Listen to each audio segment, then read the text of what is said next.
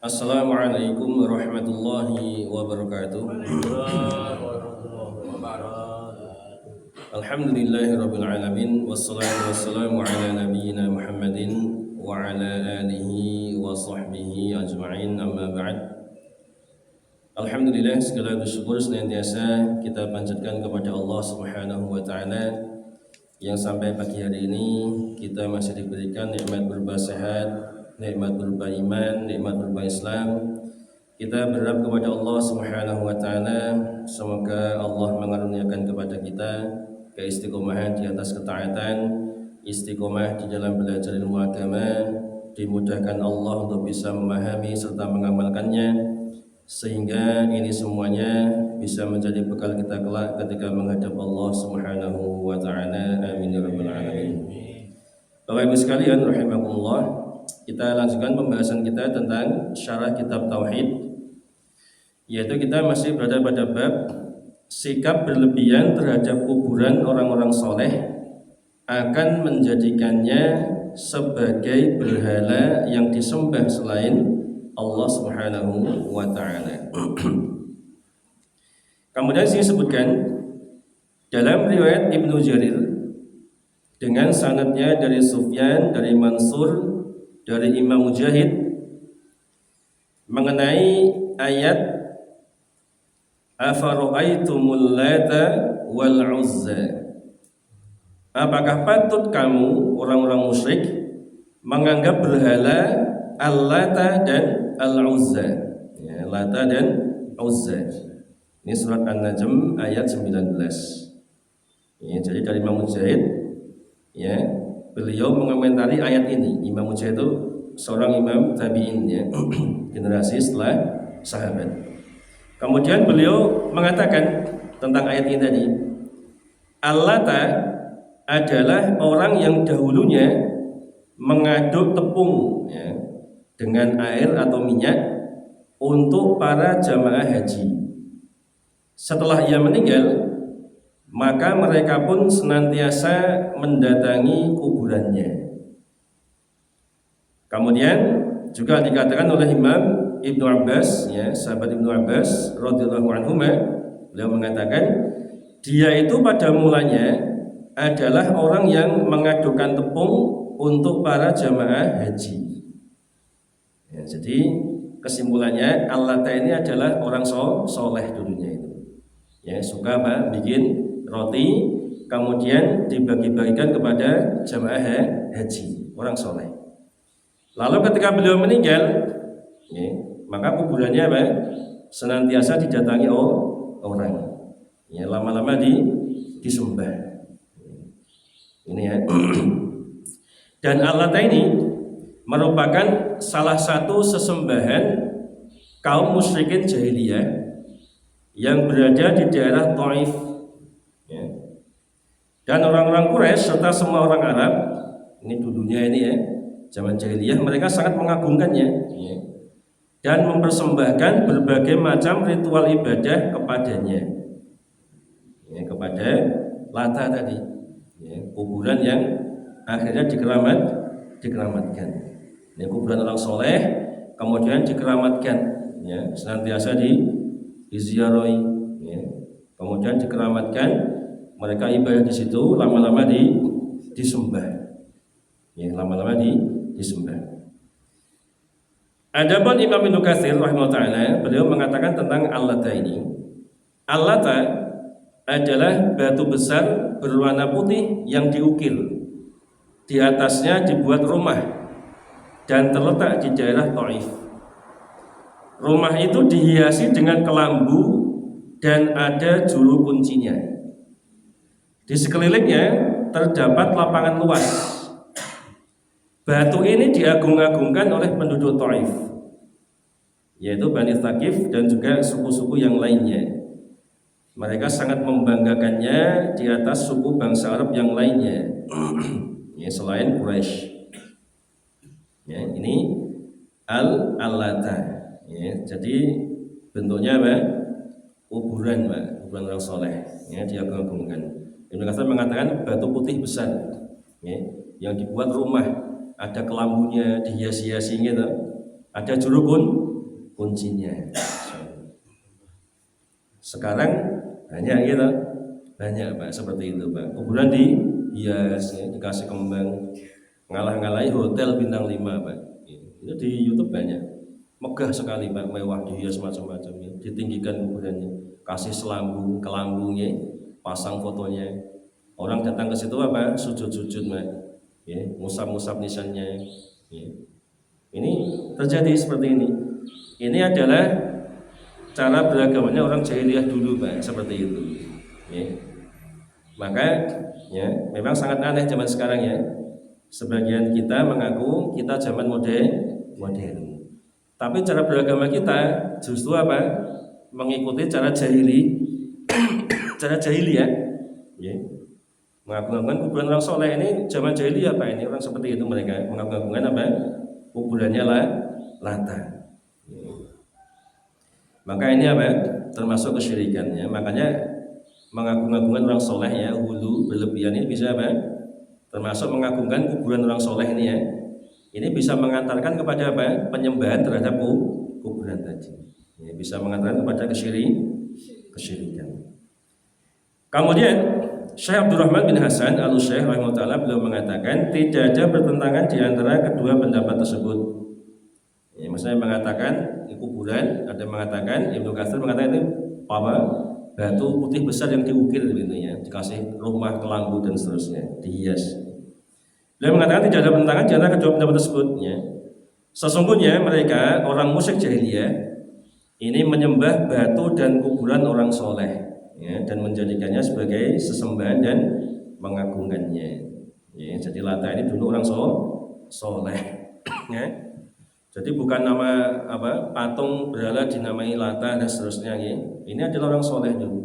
Kemudian meninggal, kuburannya senantiasa dikunjungi manusia. Lama-lama dikeramatkan, ya, lama-lama disembah. Ya, makanya mengagungkan kuburan orang soleh tidak boleh dalam Islam. Kenapa? Ini merupakan sarana yang bisa mengantarkan kepada kesyirikan. Lama-lama disembah Pak. Ya.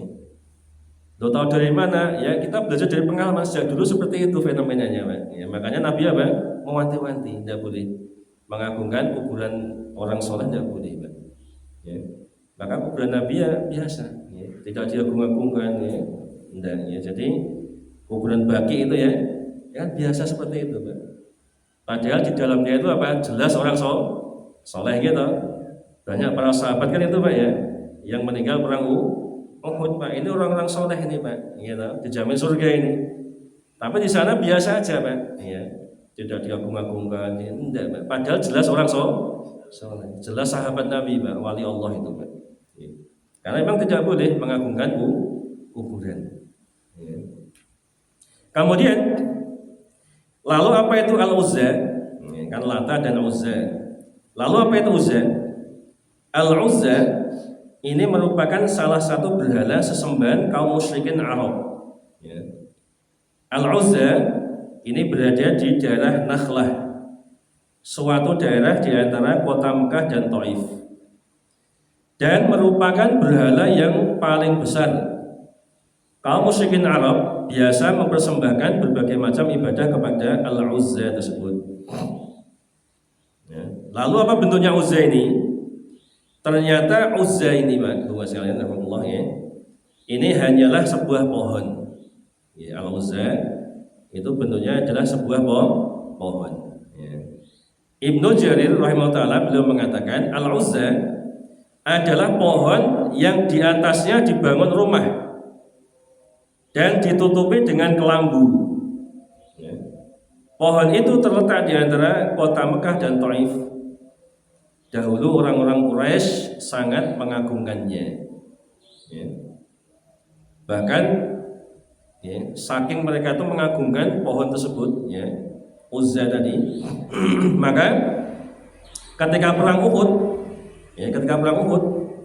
ini Abu Sufyan yang saat itu masih kafir ya, akhirnya masuk Islam. Saat itu masih kafir. Ya, Abu Sufyan mengatakan kepada Nabi SAW, Lana al-Uzza, kami memiliki Uzza. Jadi Uzza ini berhala yang sangat dibangga-banggakan begitu, Pak. Sehingga ketika perang Uhud, Abu Sufyan teriak-teriak membangga-banggakan Tuhannya.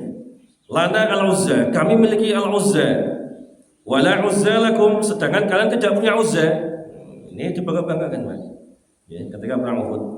Ya. Maka Nabi SAW menjawabnya. Ya. Nabi kemudian bersabda, Qulu Allah maulana wala maula lakum. Katakanlah, kemudian sahabat suruh apa? Membalas teriakan Abu Sufyan. Katakanlah, Allah lah pelindung kami, sedangkan kalian tidak memiliki pelindung. Uzza tidak bisa melindungi. Kami punya Allah. Allah pelindung kami. Kalian tidak punya pelindung. Ini menunjukkan apa? Orang Quraisy sangat apa? Mengagung-agungkan Uzza. Ternyata apa? Uzza ini hanyalah apa? Sebuah pohon yang dikeramatkan, ya, dibangun rumah, kasih ke lampu, macam-macam.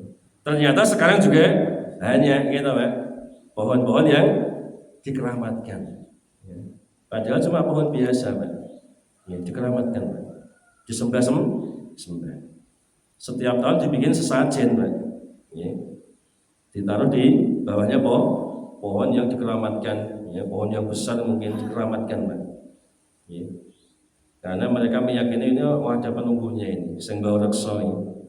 Ini kalau tiap tahun tidak dikasih sesajen, wah nanti bisa marah ini, ya. Desa kita bisa terkena bala ini, Pak.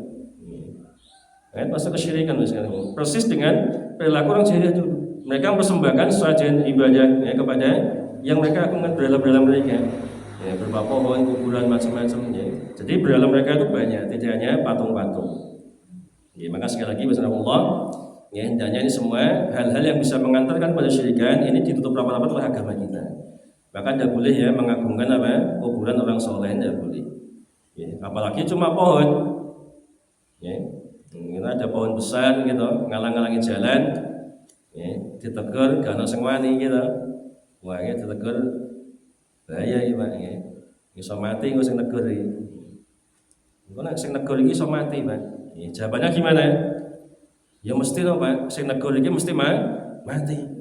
Kulo sampean ya mesti mengko mati gitu, Pak. Bu, ya. Kita semua nanti pasti mati. Ya. Terus lah, ya. Apa yang ditakutkan, Pak? Ya, kan kadang orang aja ditegur lho, sing negur kok mati. Ya tidak hanya sing negur, Pak. Kulo jenengan nggih mati kok, Pak. Artinya apa? Ya, pohon kalau ganggu dia ditebang aja, Pak. Ya, enggak usah takut, Pak. Ya, bismillah ditebang aja. Ya, nah ini apa? Kalau mengerawat bisa mengapa syirikan. Ya. Nah, dalam Islam itu Rasulullah, ya, kuburan itu sama semuanya. Ya. Tidak ada kuburan keramat dalam Islam itu, tidak ada. Semuanya sama. Makanya tujuan ziarah kubur itu apa? Ziarah kubur itu sunnah, ya. Kita tidak mengingkari sunnah. Tujuan ziarah kubur apa? Dua. Pertama mengingat mati. Kedua apa? Mendoakan apa? Penghuni kubur. Sehingga dalam Islam itu kuburan nggak boleh dihias-hias, karena ada larangannya itu, nggak boleh tinggikan, gitu, nggak boleh dibangun sesuatu di atasnya, ya, nggak boleh dikapur. Ya, tapi sekarang dibangun rumah, ya, dikasih kembang macam-macam kayak hotel, kan. Karena kalau dibangun megah, orang itu kalau datang ingat mati atau enggak? Malah apa? Jadi rekreasi kan, ya. Wah, masya Allah, api kuburan Mbah Kae ya, masya Allah, kembang kondi, dia nggak ingat, Pak. Beda kalau jenengan ke kuburan Baki, ya, jadi kalau ke sana lihat kuburan ingat apa, Pak? Mati, Pak. Hanya tanah dengan batu aja gitu. Kita nanti akan seperti ini, Pak. Memang tujuannya seperti itu, mengingat mati kuburan itu. Makanya apa? Tidak boleh dibangun megah, tidak boleh dalam Islam. Kuburan itu biasa, tidak perlu dibangun macam-macam. Nanti orang itu malah apa? Nggak ingat mati. Akhirnya apa? Mengagung, diusap-usap misalnya, dicium-cium, ya, supaya berkah katanya. Nah, di depan ada air suci katanya, ya. Ya, nanti di rebutan ini air berkah, Pak. Saya ngombe ben pinter katanya. Ya. Dan seterusnya, ini banyak kesyirikan seperti ini. Ya. Faedah dari riwayat di atas ini, ya, dan komentar Imam Mujahid, ya, di atas. Yang pertama, yaitu peringatan dari sikap hulu, ya, melampaui batas terhadap kuburan orang-orang soleh. Ini diingatkan betul oleh Nabi Shallallahu Alaihi Wasallam. Yang kedua, orang-orang musyrikin pada zaman Nabi kita Muhammad Shallallahu Alaihi Wasallam, mereka bersikap hulu terhadap Al-Lata. Ya. orang soleh tadi ya, yang ngaduk tepung tadi ya, dibagi-bagikan kepada jamaah haji. Mereka bersikap hulu kepada Al-Lata karena dia dianggap sebagai orang yang soleh, ya. Sampai akhirnya mereka itu menyembahnya dan kuburannya menjadi salah satu berhala orang-orang musyrik. Ya. Jadi berhala itu tidak mesti bentuknya apa? Patung. Ya. Sesuatu yang sembah selain Allah. Ya, demikian. Semoga bermanfaat. Mohon maaf jika ada kesalahan. Subhanakallahumma bihamdika asyhadu an la ilaha illa anta astaghfiruka wa atubu ilaik. Assalamualaikum warahmatullahi wabarakatuh.